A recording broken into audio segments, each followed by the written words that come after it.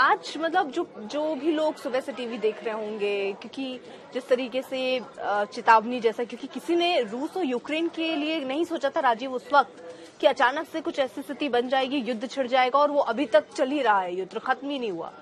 तो इस केस में कितनी संभावना ऐसी दिखती है कि युद्ध जैसे हालात हो सकते हैं, चीन के बैकग्राउंडर को देखते हुए, चीन की इस समय आर्थिक स्थिति को देखते हुए, अमेरिका की स्थिति को देखते हुए, चाहे वो आप आर्थिक कह लीजिए या राजनीतिक स्तर पे जो भी दबाव है जिसका हम जिक्र कर रहे हैं, उन सब के लिहाज से क्या लगता है कि क्या यूक्रेन और रूस के बीच जिस तरीके से हालात बन पड़े, युद्ध जैसे हालात, और वो अपने लंबे खिंच रहे हैं, क्या उसके लिए चीन, ताइवान, अमेरिका रेडी होंगे? और अगर होंगे तो क्या हालात बन जाएंगे? मेरी जो इस वक्त मेरी व्यक्तिगत राय है, जो मैंने जितना अब तक थोड़ा बहुत चीन को समझा है या अमेरिका को जो समझा है, और जो रूस यूक्रेन में हो रहा है उसको देखते हुए मुझे लगता है कि नहीं होगा।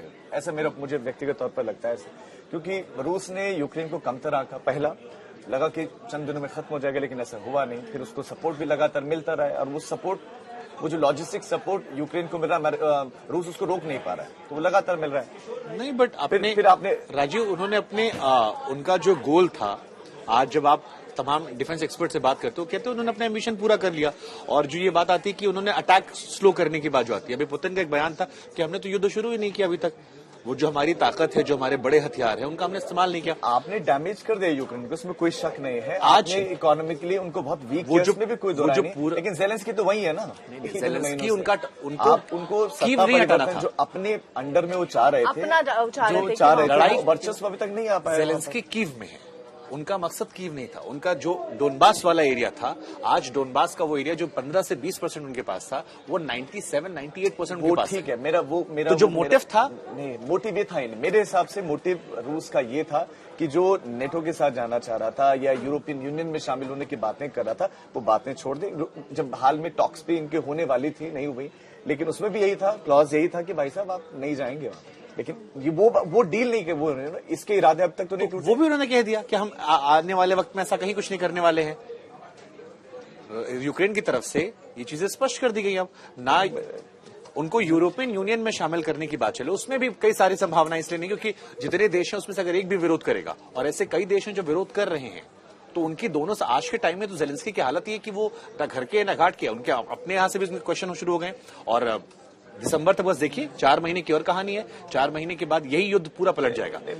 इसमें मतलब मेरे इस पर अलग राय है, जैसे तुम कह रहे हो, तुम्हारी राय हो सकती है। मेरी राय इस पर यह है कि अब तक जो रूस का मकसद था उसमें कामयाब बिल्कुल भी नहीं हो पाया, बिल्कुल भी। और मुझे ये भी लगता है राजीव, एक चीज, जैसे रूस सपोज कामयाब नहीं हुआ, तो कोई भी देश आज इस स्थिति में युद्ध के ये नहीं कहेगा कि मैंने जो सोचा था वो मैं नहीं अचीव कर पाया, या मैंने जो टारगेट सेट किया था वो मैं नहीं कर पाया। और रूस जैसा देश क्या ये मानेगा? क्या हम रूस के स्टेटमेंट के हिसाब से चीजों को जज करें? हम डिफेंस एक्सपर्ट्स की बात कर रहे हैं, हम रूस ने ये नहीं कहा। नहीं, बहुत सारे डिफेंस एक्सपर्ट ये भी कह रहे हैं कि उन्होंने सोचा ही नहीं, रूस ने भी ये नहीं सोचा था कि युद्ध इतना लंबा चलेगा। रूस ने सोचा था। ये आपकी बात बिल्कुल सही कि रूस ने दो चीजें रूस का लॉस है, एक इतना लंबा युद्ध चलेगा, दूसरा जितना उनको नुकसान हुआ है, क्योंकि उनके सैनिकों का नुकसान बहुत ज्यादा हुआ है, इसमें कोई बट नहीं है।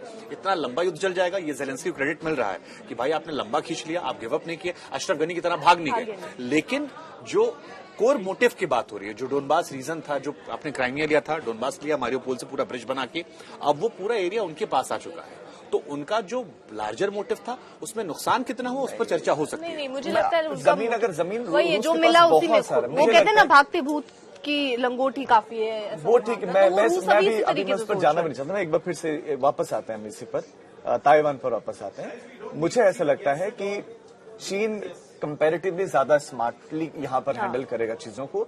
अमेरिका और चाइना की दोनों की इकोनॉमी पर बहुत बुरा असर पड़ा हुआ है, इसमें कोई शक नहीं है, कोविड के बाद से भी। और जो सप्लाई चेन ठप हुई है, या सप्लाई चेन पर असर पड़ा है, ठप तो नहीं कहूंगा, असर पड़ा है, बहुत बुरा असर पड़ा है। तो मुझे नहीं लगता कि दोनों ही देश ये करेंगे, सुपर पावर बने रहना चाहते हैं, क्योंकि अगर लड़ते हैं तो फिर दोनों आपस में लड़ेंगे, तो मुझे उसकी संभावनाएं बहुत कम लगती है। एक इंटरनेशनल रिपोर्ट के हिसाब से खबरें आ रही थी कि चीन 2035 तक युद्ध नहीं चाहता है, क्योंकि वो अपने सारे हथियारों को एक नए सिरे से अपडेट कर रहा है। उसकी तमन्ना ये कि 2035 के बाद ताइवान या बाकी जितने मसले कर लिए जाए, इसीलिए, और ये बात अमेरिका समझ रहा है। रही बात यूक्रेन और ताइवान की, थोड़ा सा डिफरेंस लिहाज से होता है, क्योंकि यूक्रेन के पास एक तो वो आधुनिक हथियार नहीं थे, जो हथियार दिए गए वो छोटी दूरी के थे, जबकि आप ताइवान की बात करेंगे तो इनके पास F-16 जैसे हथियार ऑलरेडी मौजूद है। अमेरिका का है। हाँ, वही कह रहा हूँ, ये बड़े हथियार है। इसके अलावा जो नेटो के हथियार है वो भी ये ट्रेंड है।